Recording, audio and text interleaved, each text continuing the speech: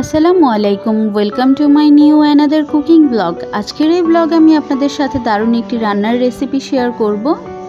তো চলুন শেয়ার করা যাক।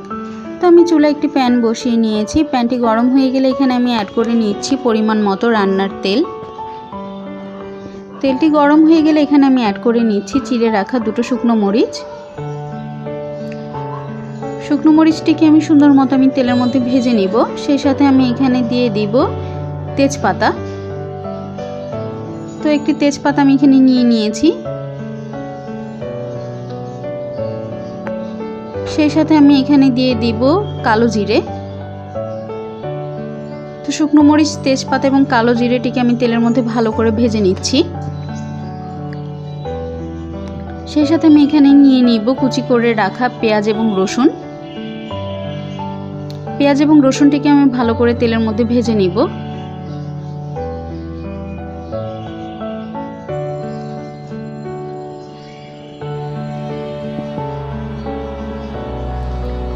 ভাজা হয়ে গেলে আমি এখানে অ্যাড করে নিচ্ছি ফালি করে রাখা কাঁচামরিচ।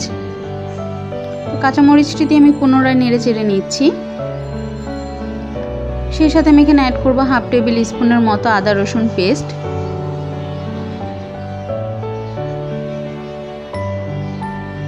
আরও দিয়ে দিচ্ছি 1 টেবিল স্পুনের মতো গুঁড়ো মরিচ, হাফ টেবিল স্পুনের মতো হলুদের গুঁড়ো, আরও দিয়ে দিচ্ছি 1 টেবিল স্পুনের মতো জিরের গুঁড়ো। তো সবগুলো উপকরণ দিয়ে আমি তেলের মধ্যে সুন্দর করে ভেজে নিব, যাতে করে মশলার কোনো কাঁচা স্মেল না আসে।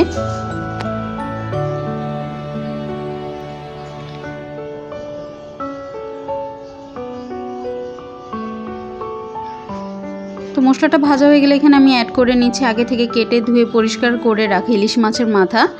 তো ইলিশ মাছের মাথাগুলো দিয়ে আমি সুন্দর মতো তেলের মধ্যে ভেজে নিচ্ছি।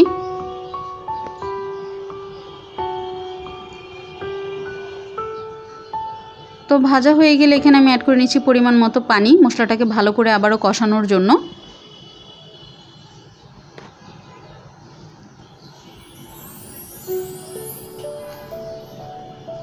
তো মশলাটা আমার কষানো হয়ে গিয়েছে। এর মধ্যে আমি অ্যাড করে নিব মেন ইনগ্রিডিয়েন্টস, যেটা হচ্ছে গিয়ে কচু শাক।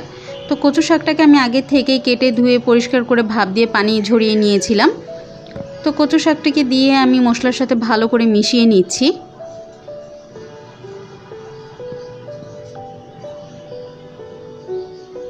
আর কচু শাকটিকে আমি ততক্ষণ পর্যন্ত ভাজতে থাকবো যতক্ষণ পর্যন্ত না কচু শাকের গায়ে থেকে পানিগুলো শুকিয়ে যায়।